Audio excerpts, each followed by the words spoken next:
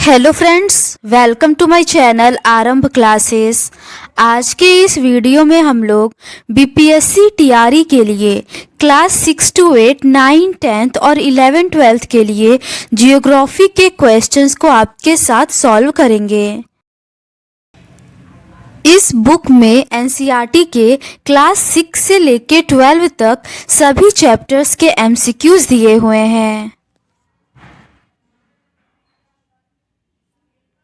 इस बुक में BPSC TRE 1, 2, 3, DSSB TGT PGT, KVS TGT PGT, NVS TGT PGT, EMRS TGT PGT में कुल मिलाकर 91 क्वेश्चन पेपर के एनसीईआरटी बेस्ड क्वेश्चंस दिए हुए हैं। तो बिना देर किए चलिए आज का ये वीडियो शुरू करते हैं।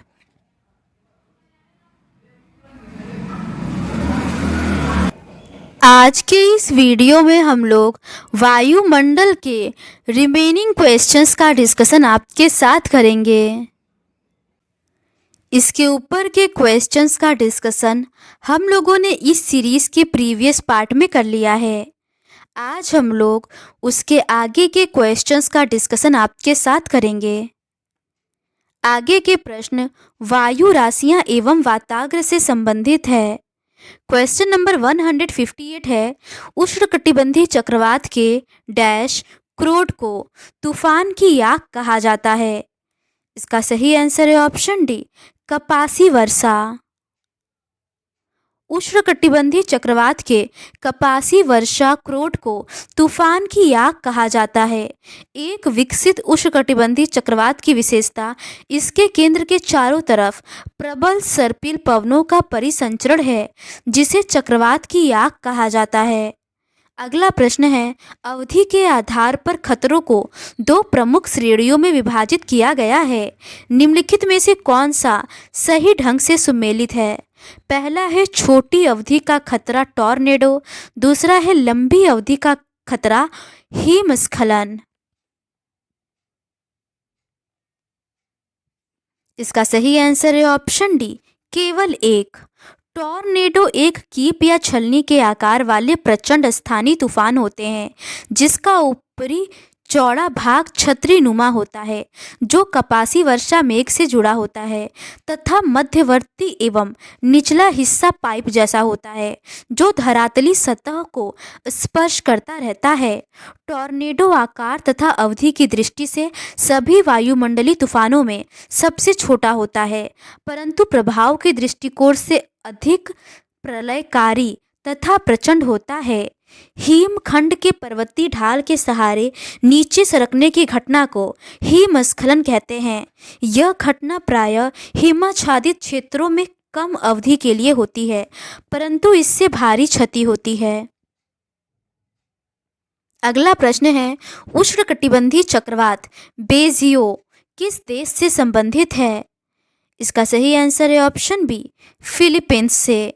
उष्णकटिबंधीय चक्रवात बेजियो फिलीपींस देश से संबंधित है। उष्णकटिबंधीय चक्रवात अयनवर्ती क्षेत्र में उत्पन्न होता है। यह निम्न वायु दाब वाले अभिसरणी परिसंचरण तंत्र होते हैं, जिनका व्यास 640 किलोमीटर तक होता है। वायु प्रसरण की दिशा उत्तरी गोलार्ध में घड़ी की सुइयों के प्रतिकूल तथा दक्षिणी गोलार्ध में अनुकूल दिशा में होता है। विश्व के विभिन्न भागों में उष्णकटिबंधीय चक्रवात को अलग अलग नामों से जाना जाता है, जैसे कैरिबियन सागर व दक्षिण पूर्व संयुक्त राज्य अमेरिका में हरिकेन, चीन के पूर्वी एवं दक्षिणी तटीय क्षेत्र चीन सागर व दक्षिण पूर्व एशिया में टाइफून, भारतीय उपमहाद्वीप में चक्रवात तथा ऑस्ट्रेलिया में विली विली कहते हैं। अगला प्रश्न है, हरिकेन चक्रवात के आंख का व्यासीय विस्तार कितना हो सकता है? इसका सही आंसर है ऑप्शन सी, 20 से 40 मील। हरिकेन चक्रवात के आग का व्यासीय विस्तार 20 से 40 मील हो सकता है। एक विकसित उष्णकटिबंधीय चक्रवात की विशेषता इसके केंद्र के चारों तरफ प्रबल सर्पिल पवनों का परिसंचरण है, जिसे इसकी आग कहा जाता है। इसका केंद्रीय क्षेत्र शांत होता है, जहां पवनों का अवतलन होता है। चक्रवात की आग से रेन बैंड विकसित होते हैं तथा कपाशी वर्षा बादलों की पंक्तियां बाहरी क्षेत्र की ओर विस्थापित हो सकती हैं। अगला प्रश्न है, इनमें से जो उष्णकटिबंधीय चक्रवात होने के लिए कारण है, ऐसे वातावरणीय विज्ञानियों द्वारा कही गई परिस्थिति में कौन सा संभव नहीं हुआ है? इसका सही आंसर है ऑप्शन सी, भूमध्य रेखीय स्थान। उष्णकटिबंधीय चक्रवात होने के लिए कारण है, ऐसे वातावरणीय विज्ञानियों द्वारा कही गई परिस्थिति में भूमध्य रेखीय स्थान संभव नहीं हुआ है, जबकि पहले से ही अस्तित्व में रहने वाली बड़ी मात्रा में बहने वाली रीति, धुंध, अस्थिर वायु, महासागर के सतह का गर्म पानी आदि संभव है। उष्णकटिबंधीय चक्रवात उष्णकटिबंधीय महासागरों से उत्पन्न व विकसित होते हैं। इनकी उत्पत्ति व विकास के लिए अनुकूल स्थितियां हैं। पहला है वृहद समुद्री सतह, जहां तापमान 27 डिग्री सेल्सियस से अधिक हो। दूसरा है कोरियोलिस बल का होना। तीसरा है ऊर्ध्वाधर पवनों की गति में अंतर कम होना। और चौथा है कमजोर निम्न वायुदाब क्षेत्र या निम्न स्तर का चक्रवाती परिसंचरण का होना। समुद्र तल तंत्र पर ऊपरी अपसरण। अगला प्रश्न है, अटलांटिक महासागर में उत्पन्न होने वाले उष्णकटिबंधीय चक्रवातों को कहा जाता है। इसका सही आंसर है ऑप्शन ए, हरिकेन। अटलांटिक महासागर में उत्पन्न होने वाले उष्णकटिबंधीय चक्रवातों को हरिकेन कहा जाता है, जबकि हिंद महासागर में चक्रवात, पश्चिम प्रशांत और दक्षिण चीन सागर में टाइफून, पश्चिमी ऑस्ट्रेलिया में विली विली, जापान में टाइफू या टेफू तथा फिलीपींस में बेजियो के नाम से जाना जाता है। साफिर सिम्पसन स्केल का उपयोग हरिकेन की तीव्रता को मापने के लिए किया जाता है, जबकि फुजीटा स्केल का उपयोग टॉर्नेडो की तीव्रता मापने के लिए किया जाता है। अगला प्रश्न है, हरिकेन के नाम से उष्णकटिबंधीय चक्रवात किस महासागर में जाना जाता है? इसका सही आंसर है ऑप्शन ए, अटलांटिक महासागर।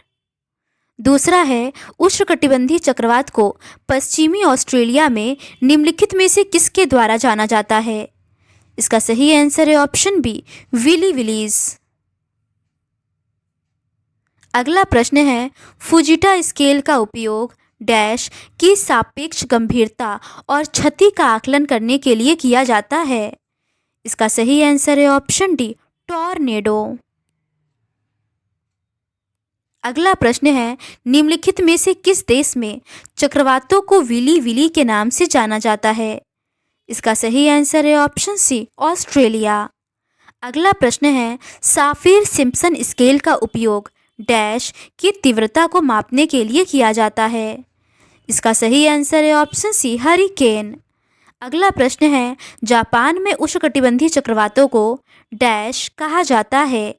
इसका सही आंसर है ऑप्शन बी, टाइफू।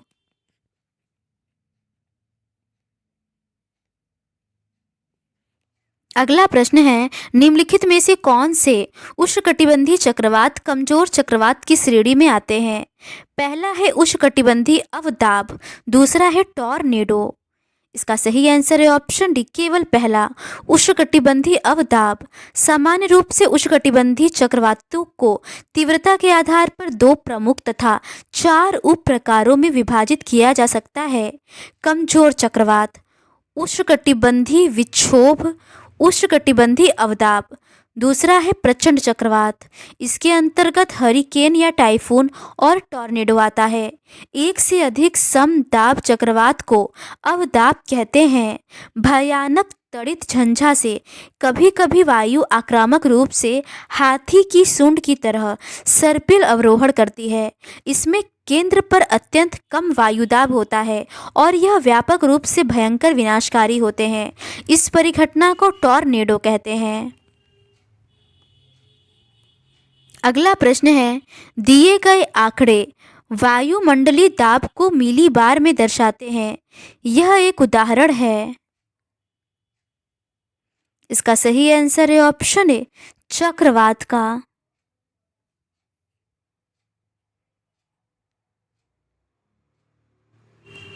पवनों का ऐसा चक्रण जिसमें अंदर की ओर वायु दाब कम तथा बाहर की ओर अधिक होता है, चक्रवात कहलाता है। प्रश्न में दिया गया चित्र केंद्र में वायु दाब कम तथा परिधि की ओर अधिक वायु दाब प्रदर्शित कर रहा है। यह चक्रवात का उदाहरण है। प्रति चक्रवातीय दशाओं में केंद्र में वायु दाब अधिक तथा परिधि में वायु दाब कम पाया जाता है। जब दो भिन्न प्रकार की वायु राशियां मिलती हैं तो उनके मध्य सीमा क्षेत्र को वाताग्र कहते हैं। वाताग्र 4 प्रकार के होते हैं: शीत वाताग्र, उष्ण वाताग्र, अचर वाताग्र और अधिविष्ट वाताग्र। अगला प्रश्न है, निम्नलिखित में से कौन सा चक्रवात की आंख के अभिलक्षणों में से एक नहीं है?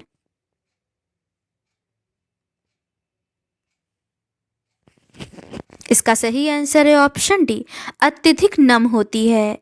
अत्यधिक नमी चक्रवात की आंख के अभिलक्षण नहीं है, जबकि बारिश की कमी आमतौर पर सूखा तथा क्षीण पवन चक्रवात की आंख के अभिलक्षण है। एक विकसित उष्णकटिबंधीय चक्रवात की विशेषता इसके केंद्र के चारों तरफ प्रबल सर्पिल पवनों का परिसंचरण है, जिसे इसकी आंख कहा जाता है। इसका केंद्रीय क्षेत्र शांत होता है, जहां पवनों का अवतलन होता है। अक्षु के चारों ओर अक्षु भित्ति होती है, जहां वायु का प्रबल व वृत्ताकार रूप से आरोहण होता है। यह आरोहण क्षोभ सीमा की ऊंचाई तक पहुंचता है। चक्रवात की आंख से रेन बैंड विकसित होते हैं तथा कपासी वर्षा बादलों की पंक्तियां बाहरी क्षेत्र की ओर विस्थापित हो सकती हैं। अगला प्रश्न है, निम्नलिखित में से कौन चक्रवात की आंख के अभिलक्षणों में से एक नहीं है? इसका सही आंसर है ऑप्शन ए, अत्यधिक नम होती हैं। अगला प्रश्न है, निम्नलिखित में से कौन से 2 जोड़े सही हैं? इसमें दाब तंत्र, केंद्र पर दबाव की स्थिति, उत्तरी अर्धगोलार्ध और दक्षिणी अर्धगोलार्ध के बारे में दिया हुआ है।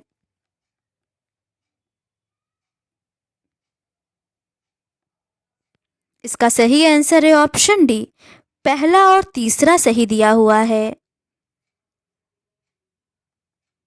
इसका सही सुमेलन इस प्रकार है: चक्रवात का केंद्र पर दबाव की स्थिति निम्न होगा और उत्तरी गोलार्ध में वामावर्त मतलब एंटी क्लॉकवाइज और दक्षिणी गोलार्ध में क्लॉकवाइज होगा। प्रति चक्रवात का केंद्र पर दबाव उच्च होगा। ये उत्तरी गोलार्ध में क्लॉकवाइज और दक्षिणी गोलार्ध में एंटी क्लॉकवाइज होगा।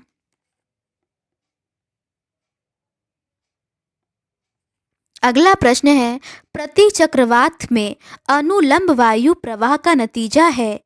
इसका सही आंसर है ऑप्शन बी, ऊंचे पर परिवर्तन। प्रति चक्रवात में अनुलंब वायु प्रवाह ऊंचाई पर परिवर्तन का नतीजा है। प्रति चक्रवात वृत्तकार समदाब रेखाओं द्वारा घिरा हुआ वायु का एक ऐसा क्रम है जिसके केंद्र में वायु दाब उच्चतम होता है तथा बाहर की ओर घटता जाता है, जिस कारण हवाएं केंद्र से परिधि की ओर चलती है। प्रति चक्रवात उपोष्णकटिबंधीय उच्च वायु दाब क्षेत्रों में अधिक उत्पन्न होते हैं, परंतु भूमध्यरेखीय भागों में इनका सर्वदा अभाव होता है।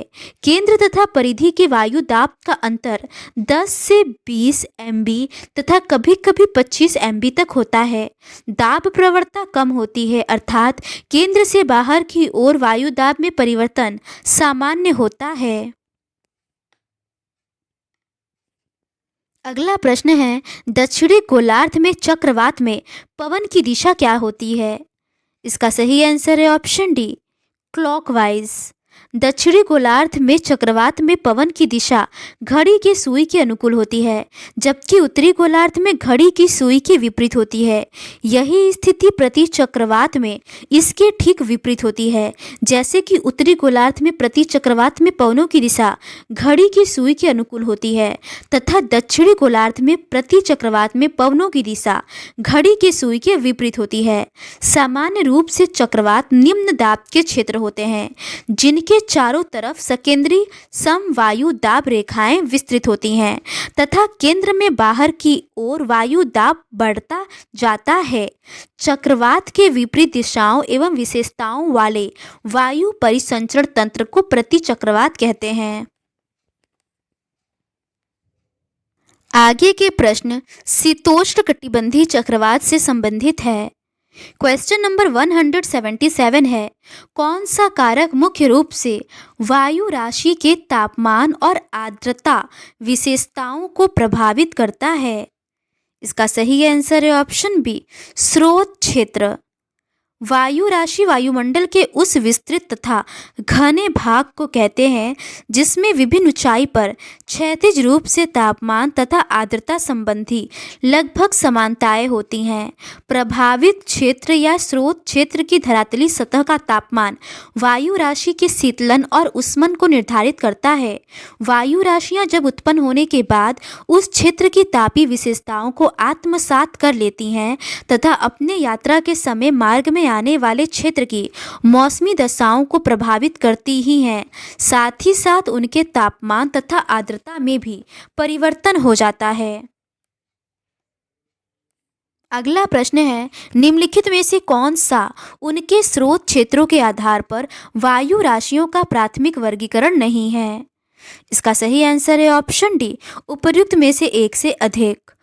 मौलिक या प्राथमिक रूप से वायु राशियों को उनके उत्पत्ति क्षेत्रों के तापमान के आधार पर दो प्रकारों में विभाजित किया जाता है, गर्म वायु राशियां तथा ठंडी वायु राशियां। जी.टी. त्रिवार्था ने भी वायु राशियों को भौगोलिक अवस्थितियों के आधार पर उन्हें दो प्रमुख प्रकारों में विभाजित किया है, उष्णकटिबंधीय वायु राशि तथा ध्रुवीय वायु राशियां। पुनः स्थल तथा जल के आधार पर प्रत्येक को महाद्वीपीय तथा सागरीय प्रकारों में विभाजित किया जाता है। अगला प्रश्न है, दो या दो से अधिक हवा द्रव्यमान के मिलन के क्षेत्र को डैश कहते हैं? इसका सही आंसर है ऑप्शन ए, फ्रंट या अग्रभाग। दो या दो से अधिक हवा द्रव्यमान के मिलन के क्षेत्र को अग्रभाग या वाताग्र या फ्रंट कहते हैं। वाताग्रों के बनने की प्रक्रिया को वाताग्र जनन कहते हैं। वाताग्र चार प्रकार के होते हैं, शीत वाताग्र, उष्ण वाताग्र, अचर वाताग्र और अधिविष्ट वाताग्र। जब वाताग्र स्थिर हो जाए तो इन्हें अचर वाताग्र कहा जाता है। जब शीतल व भारी वायु आक्रामक रूप से उष्ण वायु राशियों को ऊपर धकेलती है तब इस संपर्क क्षेत्र को शीत वाताग्र कहते हैं। यदि गर्म वायु राशियां आक्रामक रूप से ठंडी वायु राशियों के ऊपर चढ़ती है तो इस संपर्क क्षेत्र को उष्ण वाताग्र कहते हैं। यदि एक वायु राशि पूर्णतः धरातल के ऊपर उठ जाए तो ऐसे वाताग्र को अधिविष्ट वाताग्र कहते हैं। शीतोष्णकटिबंधीय चक्रवात के शीत वाताग्र के साथ वर्षा एवं हिम वर्षा होती है। अगला प्रश्न है, जब दो अलग अलग वायु द्रव्यमान मिलते हैं तो उनके बीच सीमा क्षेत्र को डैश कहा जाता है? इसका सही आंसर है ऑप्शन सी, फ्रंट्स। अगला प्रश्न है, निम्नलिखित शीतोष्णकटिबंधीय चक्रवात के किस वाताग्र के साथ वर्षा और हिम वर्षा संबंधित है? इसका सही आंसर है ऑप्शन ए, शीत वाताग्र। आगे के प्रश्न वायुमंडल में जल से संबंधित है। क्वेश्चन नंबर 182 है, वायु जब ज़्यादातर संतृप्त हो तथा तापमान नीचे गिरता हो तो क्या होता है? इसका सही आंसर है ऑप्शन ए, ओस बिंदु। वायु जब ज़्यादातर संतृप्त हो तथा तापमान नीचे गिरता हो तो उसे ओस बिंदु कहते हैं। संतृप्तता सुप्तावस्था के बाद वायु के ठंडा होने पर संघनन प्रारंभ हो जाता है, अर्थात 100% सापेक्षिक आर्द्रता के बाद अतिरिक्त आर्द्रता का संघनन हो जाता है। संघनन की क्रिया वायुमंडल में स्थित सापेक्षिक आर्द्रता की मात्रा पर निर्भर करता है। जब हवा में सापेक्षिक आर्द्रता 100% हो जाता है तो उस हवा को संतृप्त हवा कहते हैं। अगला प्रश्न है, वाष्पीकरण की दर निम्नलिखित कारकों में से किस पर निर्भर नहीं करती है? इसका सही आंसर इन चारों ही ऑप्शंस में नहीं दिया गया है। वाष्पीकरण की दर पवन ऊर्जा की उपलब्धता, वायुमंडल में जलवाष्प की मात्रा, सतह तथा हवा का तापमान, सतही आर्द्रता की उपलब्धता आदि पर निर्भर करती है। ये सभी कथन सही दिए हुए हैं। हवा के अंश में जल को अवशोषित करने तथा धारण रखने की क्षमता तापमान में वृद्धि के साथ बढ़ती है। उसी प्रकार यदि आर्द्रता कम है तो हवा में नमी को अवशोषित करने तथा धारण करने की क्षमता होती है। हवा की गति संतृप्त परत को असंतृप्त परत के द्वारा हटा देती है। इस प्रकार हवा की गति जितनी तीव्र होगी, वाष्पीकरण उतना ही शीघ्र होगा।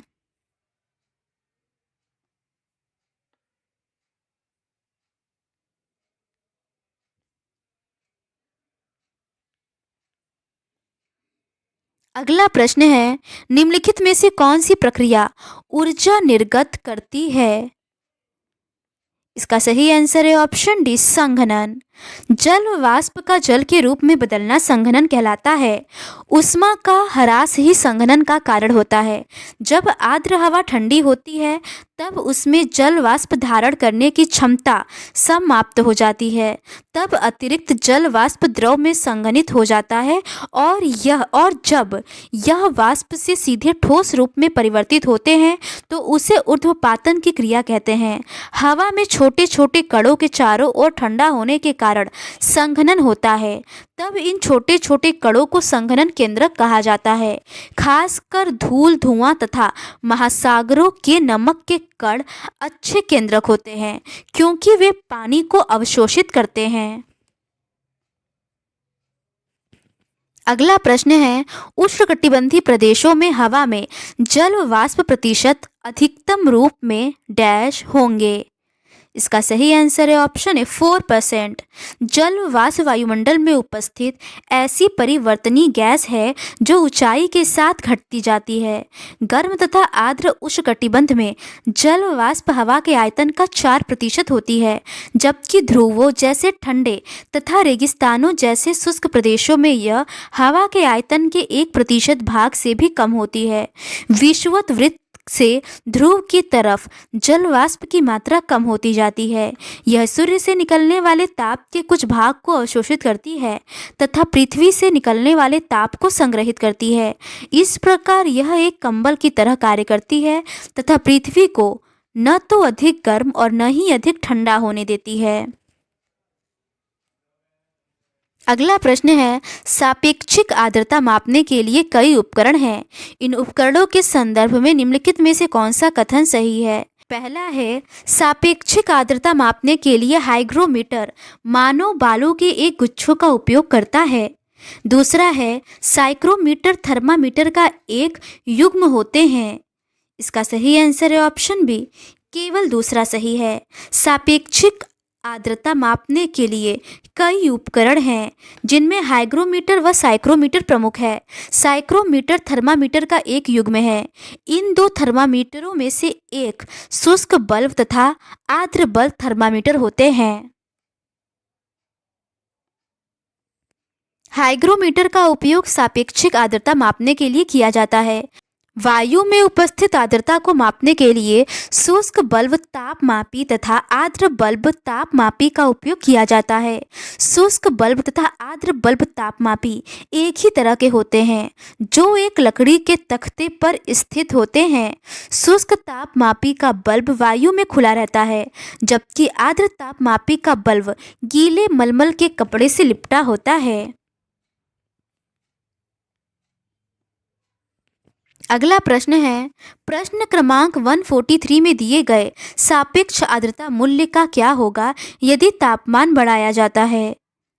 इसका सही आंसर है ऑप्शन बी, वह कम होगा। सापेक्ष आर्द्रता मूल्य कम होगा यदि तापमान बढ़ाया जाता है, जबकि तापमान कम होने पर सापेक्ष आर्द्रता अधिकतम होगी। अधिकतम सापेक्ष आर्द्रता प्रातः काल के दौरान होती है, जबकि सायंकाल में सापेक्ष आर्द्रता न्यूनतम होती है। दिए गए तापमान पर अपनी पूरी क्षमता की तुलना में वायुमंडल में मौजूद आर्द्रता के प्रतिशत को सापेक्ष आर्द्रता कहा जाता है। अगला प्रश्न है, जल चक्र आवर्तन वाष्पीकरण के पहले होता है। इसका सही आंसर है ऑप्शन सी, हीट या उष्मा। जल चक्र आवर्तन वाष्पीकरण के पहले उष्मा होता है। वाष्पीकरण का मुख्य कारण ताप है। जिस तापमान पर जल वाष्पीकृत होना शुरू करता है उसे वाष्पीकरण की गुप्त उष्मा कहा जाता है। वाष्पीकरण वह प्रक्रिया है जिसके द्वारा जल द्रव से गैसीय अवस्था में परिवर्तित होता है। जल वाष्प का जल के रूप में बदलना संघनन कहलाता है। उष्मा का ह्रास ही संघनन का कारण होता है। जब आर्द्र हवा ठंडी होती है तब उसमें जल वाष्प को धारण करने की क्षमता समाप्त हो जाती है। तब अतिरिक्त जल वाष्प द्रव में संघनित हो जाता है और जब यह सीधे ठोस रूप में परिवर्तित होते हैं तो इसे ऊर्ध्वपातन कहते हैं। अगला प्रश्न है, निम्नलिखित में से कौन सा कथन सापेक्ष आर्द्रता के बारे में सही है? पहला है, यह मापती है कि एक वायु खंड एक तापमान विशेष पर संतृप्ति के कितना निकट है। दूसरा है, न्यूनतम सापेक्ष आर्द्रता प्रातः काल के दौरान होती है। तीसरा है, यह आर्द्र वायु के इकाई द्रव्यमान में उपस्थित जल व वाष्प के द्रव्यमान का अनुपात होती है। इसका सही आंसर है ऑप्शन ए, केवल पहला सही है।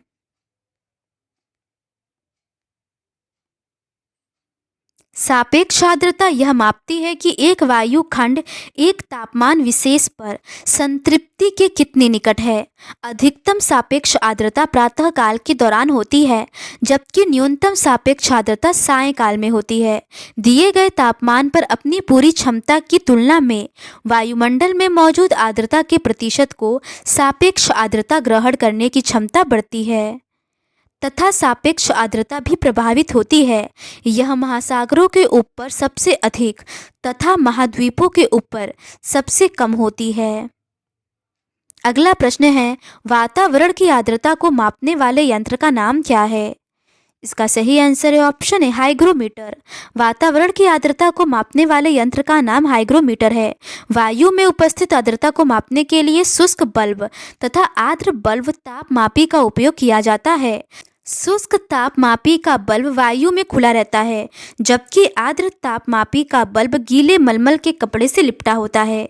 इसके एक सिरे को अशुद्ध जल से भरे छोटे बर्तन में डुबोए रखकर इसे लगातार गीला रखा जाता है। आर्द्र बल्ब में वाष्पीकरण होने पर इसका तापमान घट जाता है।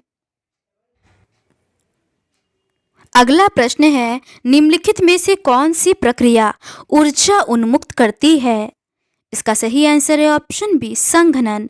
संघनन प्रक्रिया ऊर्जा उन्मुक्त करती है। जल वाष्प का जल के रूप में बदलना संघनन कहलाता है। ऊष्मा का ह्रास ही संघनन का कारण होता है। जब आर्द्र हवा ठंडी होती है तब उसमें जल वाष्प को धारण रखने की क्षमता समाप्त हो जाती है।